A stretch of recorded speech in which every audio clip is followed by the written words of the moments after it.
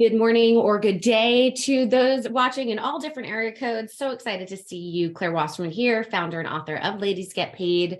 We are an educational platform, global community, and book that is all about helping women earn more and live better. And let me tell you, it's been 6 years of figuring out that elevator pitch. So I think we got it now. Let's all just take a deep collective breath.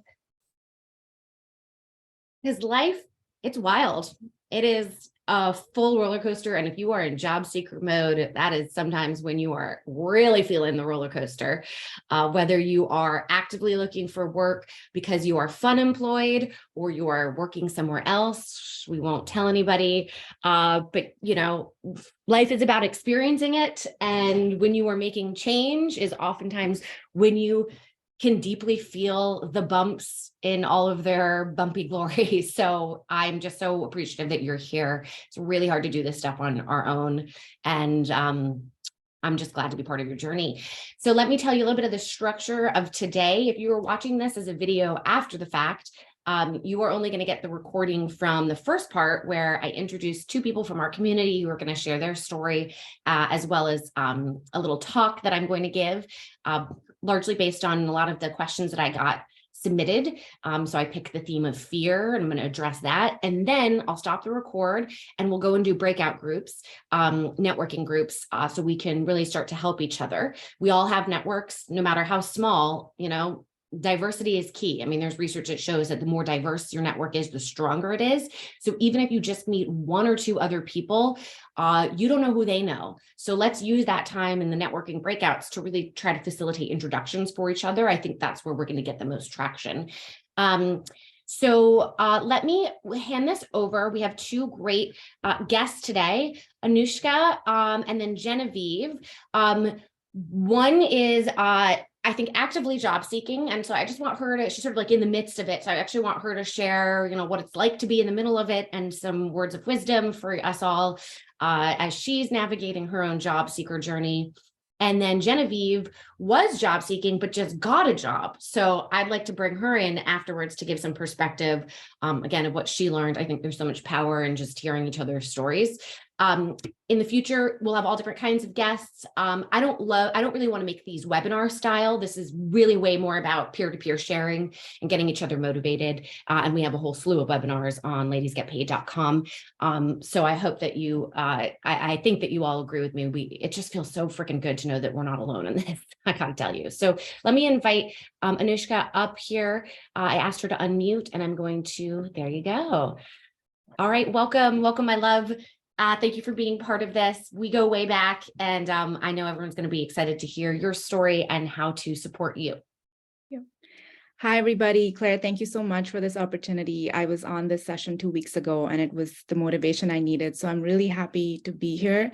My name is Anushka. I am a communications specialist, and I have been working in nonprofit social change world for the past decade or more, helping marketing, communications, and fundraising. So recently, I found myself back on the market. And as Claire has been saying, this is hard, it's exhausting, and it's such a vulnerable process. So I just wanted to share just a couple of things, advice that has come my way that has been really helpful and hopefully makes other people on here feel a little less alone on this journey.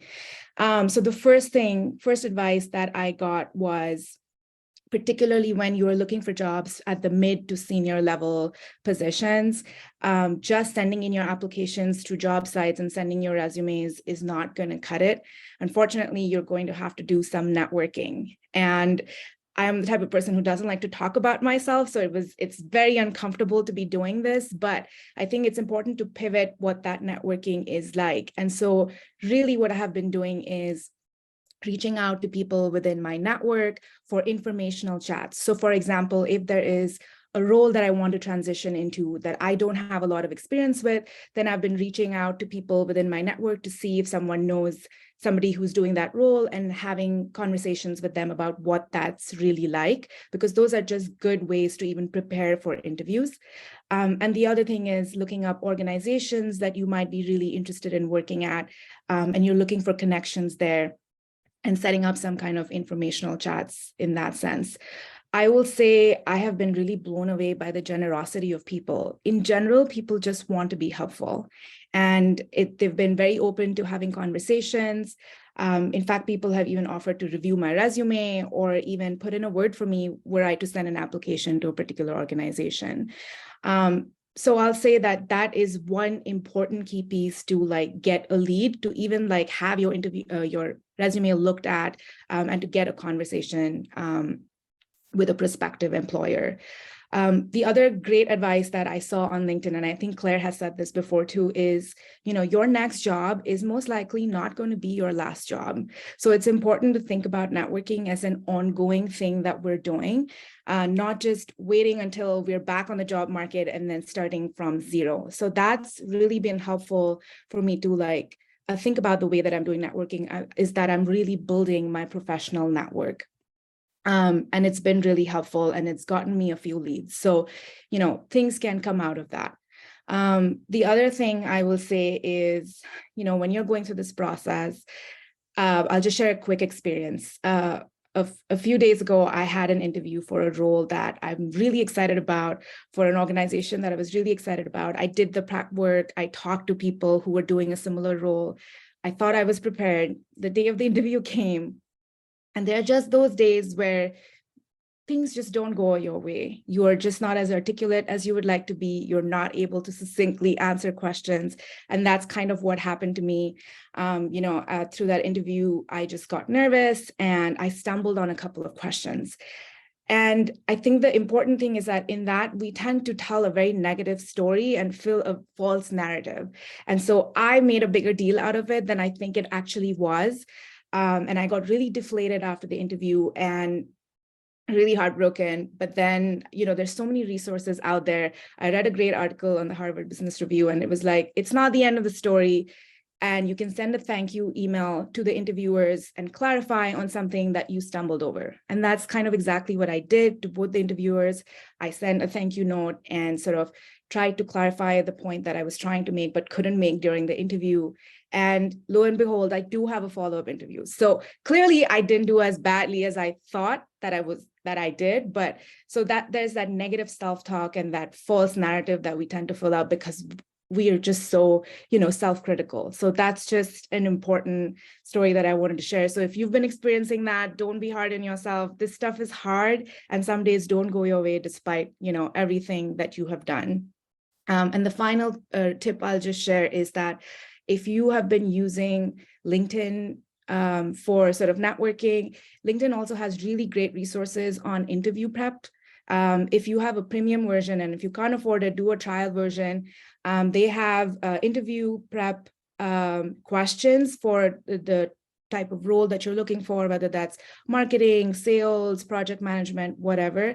And what they do is they have the questions, but they also have sample answers from actual interviewees. And then the recruiter is saying why that answer was really great. And so that might help you in framing your responses as you're prepping for the interviews. So with that, I'll just say, good luck. You're not alone. We're all in this, and yeah, if anything resonated, if you want to reach out to me, I'll pop in my LinkedIn profile below. Feel free to connect with me. And I'm just happy to share my job seeking journey and, tools and tips that I've been using.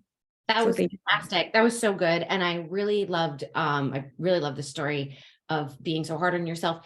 But I wonder, when you sent that thank you note and, clarified some points, I mean, that could have really helped you actually, because it demonstrated self-awareness, so it's not just the, like, maybe you did better than you realized. It was actually how you handled it, yeah. So I think there are so many good points that are illustrated through that story. Thank you.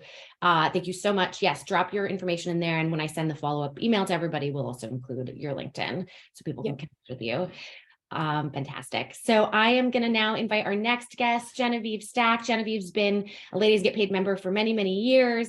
Multiple jobs, I think, through the 6 years we've been in business, or 5 years in business. I know you have lots to share, Genevieve, and love that we're wearing the same earrings today. Yeah, got those silver hoops. Happy Monday, and take it away. Thanks so much, Claire. And Anushka, thank you for all of that advice.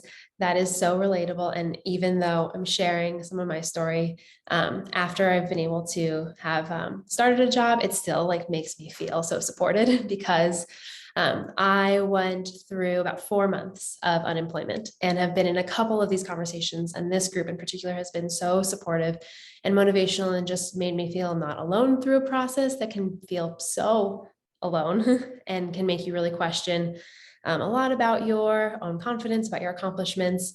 It's the nature of the beast, and so it's tough. So if this is your first time joining this session, I'd say if you take anything away from what I'll share, it's just come back because this group has been so supportive. And hearing other people's stories is really, I think, the best Monday morning medicine. So I shared that I was looking for a role for 4 months. I was part of some tech layoffs that maybe a couple of us also experienced back in November. My career is really focused on people org work, so a lot of HR work. And I was working in a role that had like a really cool opportunity to build something new, but with a lot of like companies, when they get too big and they have to take those tech, face those growth errors and cut, sometimes the work in the people org is cut first. So I was laid off in November with a lot of my colleagues, and I spent about 4 months in my search. And I'd say from my experience, the things that I want to share with this group, I have like 3 things that I can say might be addition to what Anushka shared, because everything that she said, I'd say back up 100%. But the thing that I found the most, the first is about how I utilize LinkedIn. Similarly, even though I'm a people person and in people orgs, reaching out and networking is very intimidating. So what I'd say is, in addition to doing that and doing that outreach to our networks, I also would recommend reaching out to people that are close in your networks, previous peers, other people who may be laid off with you, other people who you might see that are friends, even if it's been 10 years, and sharing updates on your LinkedIn page if you're looking for work. And if you feel comfortable stating that you're looking for work, just share an update on your journey to say like, I'm more interested in this type of career now. I've done some research and I'm really excited about this position. Because the more you can remind your community what you're looking for, as Anushka said, people are so generous. I did that 2 or 3 times throughout my unemployment of posting on LinkedIn, which was intimidating. And I had so many people reach out with personal messages saying like, hey, I can't believe you're still looking, check out this job post. Or I thought of you when I saw this. I have a friend here, I have a connection there. So using that LinkedIn for the people that you've worked with in the past, and then also taking them up when they've offered to help.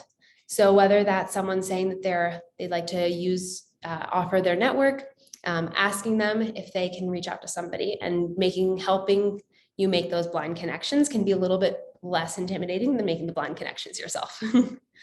The second piece of LinkedIn advice that I found that really helped with my journey was treating my LinkedIn more like my resume, and actually trying to optimize my LinkedIn profile, put in on my LinkedIn my like key accomplishments, a little summary of what I have done, and then some data in my LinkedIn description as well, which may sound very basic to some of you, but it was brand new information to me. Prior to this, my LinkedIn was like just my job title and my intro, but making sure that my LinkedIn had information of what I had accomplished, descriptions of my role, I found most helpful because that is where recruiters go first.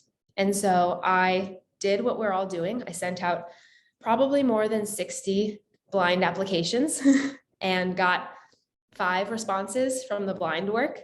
And what I ended up actually getting my role from was a recruiter reaching out to me through my LinkedIn, because they saw my LinkedIn, they looked at what I had filled out in terms of my achievements, my accomplishments, and they thought I'd be a good fit for their role. And that's the job I have now. And I don't think that that's all timing or luck. I think that's because I made the decision to like really invest in making my profile reflect my work. And it wasn't too hard. I just did all the work on my resume and then made sure I copied and added it over there too. And that's something from the people side, I can tell you that recruiters utilize LinkedIn and our profiles as kind of like a first skim, as they're also going through the hundreds and hundreds of resumes that they have coming into them. And then I'd say the last thing from perspective is to be open. as open as you can afford with whatever your career is, whatever your home, family, financial situation is, to be open to different types of work, different industries, different companies. I was forced to do that a little because my career working in HR and people means I don't have a single job title. I've done lots of different projects, a little bit of everything in that space. And so that was early intimidating to try to define myself, to try to really pitch myself, to give, to show that I have experience, even if I have just 2 years in this one area and 2 years in the other. But it also put me in a position where I forced myself to be open to different types of work, different types of industries, and take all recruiter outreaches that came my way, take all phone screens, no matter how weird or potentially shady they seemed, to just accept all phone calls and to talk to all people and to look for roles that had the description that I was interested in, if I could be flexible with the title. And so if that's the type of work that you're doing too, where you can focus on the experience that you want to have in a job, the impact you want to have, the skills that you have, and you can be open with the title or open with the industry, that's what I really recommend. Because not only do I have my current job because a recruiter reached out to me, I'd never heard of the company, and the job title was not one that I was searching for. But now that I'm 2 weeks in, like, it is a perfect fit. I'm so happy that I'm tapping into things that I haven't been doing, that I didn't do for like the last 6 years, that I forgot that I missed. And so I'd say be open as much as you can afford to with your situation and try to say yes to as many early conversations as possible. Yay. Woohoo. Okay. Love that. And I'll also say, Claire, apologies. I'll also share my LinkedIn with everybody too, because I'd love to help and love to reach. I'd love to make any connections or share more if anything I said resonated. Absolutely. If anything, you said everything you said. Fabulous. Thank you. Thank you. And thanks for the shout out to our sessions. No, that's not why I had Genevieve speak, but always appreciated. Okay, 10 minutes, my little talk, and then we will do the breakout so we can actually get to the networking, which is what has, both of our guests really underscored for everybody. What I wanted to address was fear. This is a huge topic that I am not giving enough time to, so we will do much more around it in future sessions, I think. But the reason I'm bringing it up is first and foremost, I came across an article. Y'all may have seen it. And I'm going to drop it into the chat. First was on Bloomberg. There's a paywall. So I found it in another publication without a paywall. Sorry to, everyone's trying to make money here, but I also want to make sure everyone can see it. So this article said that women are more likely to bag jobs paying over $100,000 despite fewer applications. So when I read this article, it's, long story short, we are not applying to 6-figure plus jobs at the same rate as men are, but when we do, we actually get them. There's a lot to unpack here, but point being, we're not applying probably because we think we're not going to get it and we don't want to waste our time applying, is what I'm imagining. Okay, that means it's fear that's stopping us. It's not rationality, because when you look at the data and the data is saying we're more likely to get it, well, then shouldn't you think we'd be more likely to apply for it? So there's a mismatch here in, quote, reality, what's happening, with the numbers, right? Versus what we think is going to happen. So fear. So that article, I read it a few days ago. And second, in the fabulous questions that were submitted for today, I will be addressing them on a podcast I'm creating and on Reels, because everybody needs a response to these questions, needs to hear a response to all these fabulous questions you've submitted. But fear was an underlying theme, whether explicitly stated in the question or, it was what people were really talking about. So I want to just say, first and foremost, if everyone can carve out just a little time every day to dedicate to an exploration of fear for themselves, 5 minutes is just a starting point, because I know everybody's first reaction is going to be like, Claire, I don't have time, right? I got to apply for jobs. I got to make money. And I hear you. But if we don't first and foremost make time for ourselves beyond anything else in our life, what is the point of any of this? Like, you oxygen mask on yourself first, okay, before anybody else. And in those 5 minutes, you don't need to have any agenda other than this is a time to just sit quietly with myself and see what happens and how I feel and how much chatter is going on.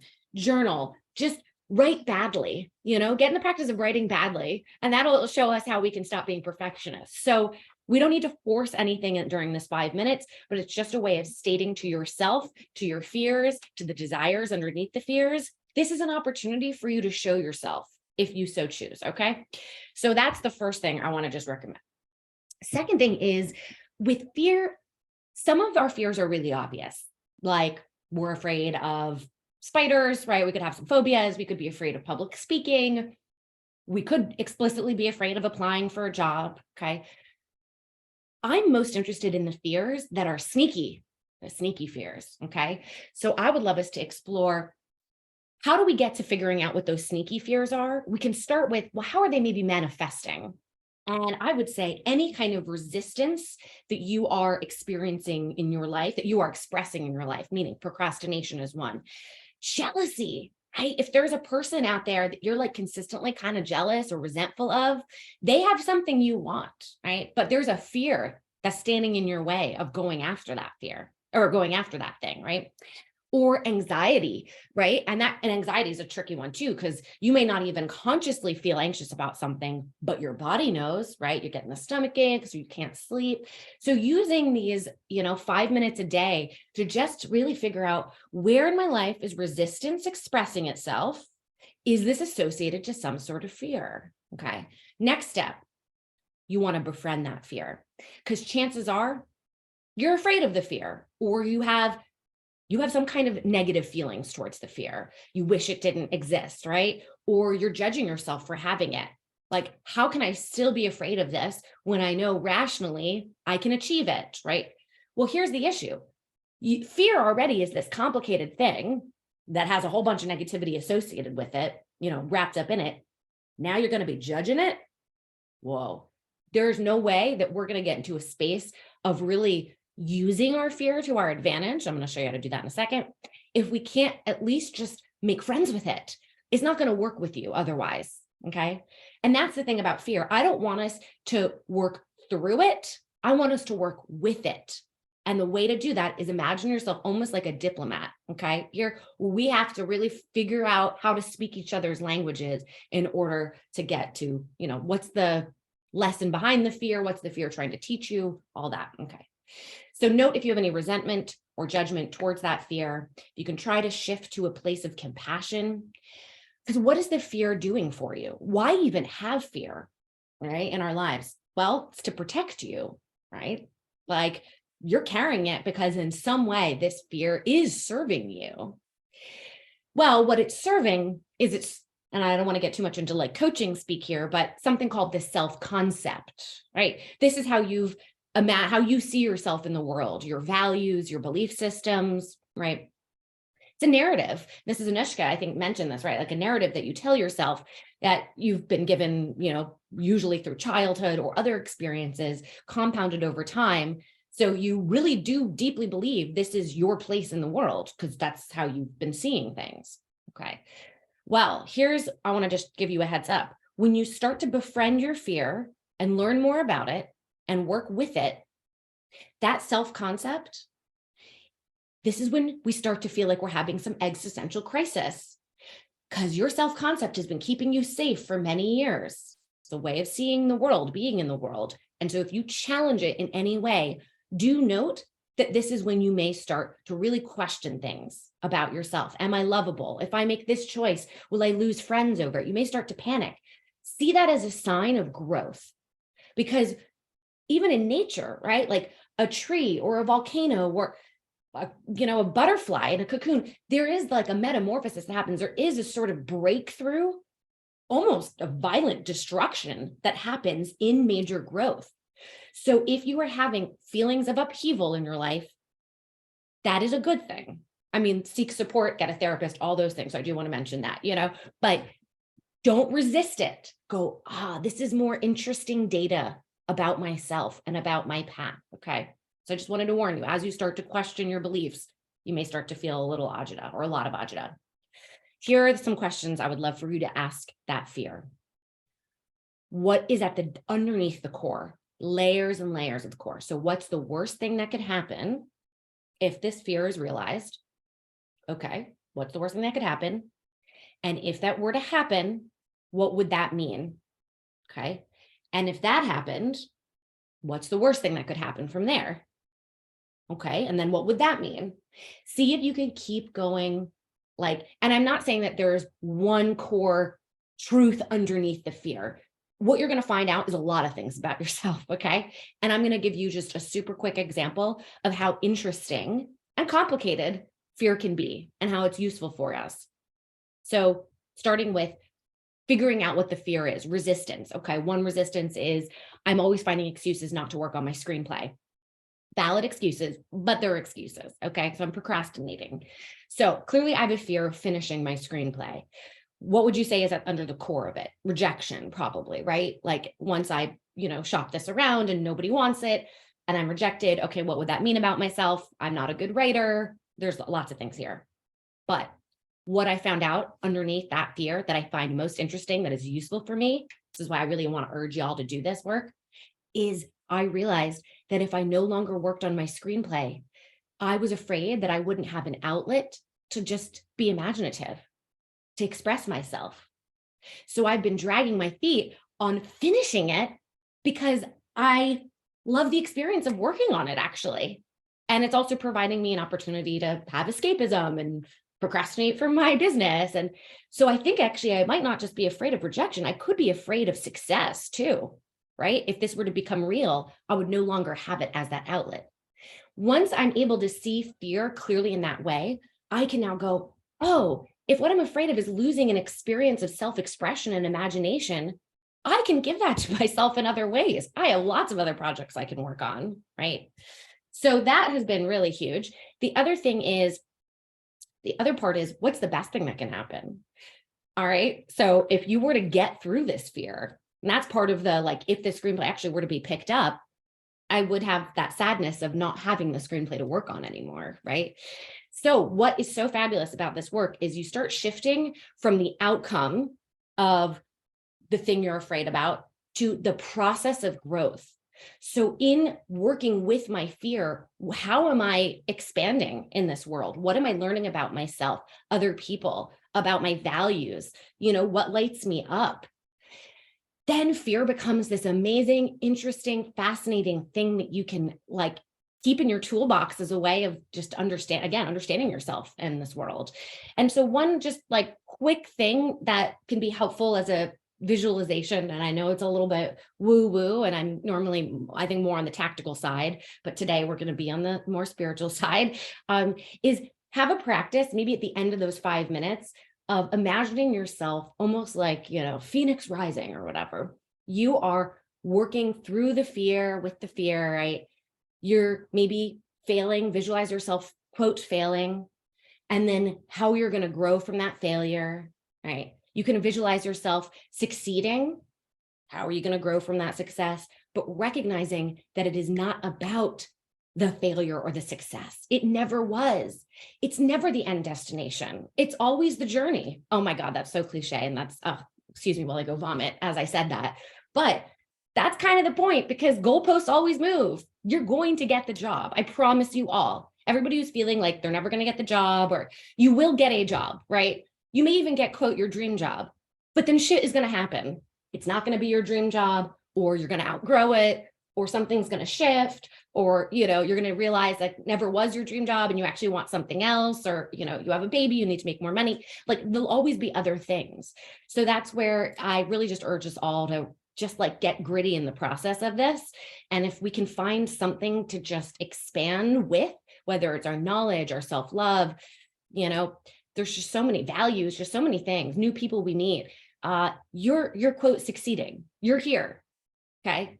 So yes, I know we all need to get a job, but this is it. This is life. It's being together and it's being ourselves. So in that, thank you. I'm at time. We're going to stop the record and do breakout groups in just a second. But for those watching the video, please join ladiesgetpaid.com. If you haven't, our community is free. We also have a membership, lots of educational videos. We do this every Monday. And I'm also on Instagram at Claire Gets Paid. Would love to see you there.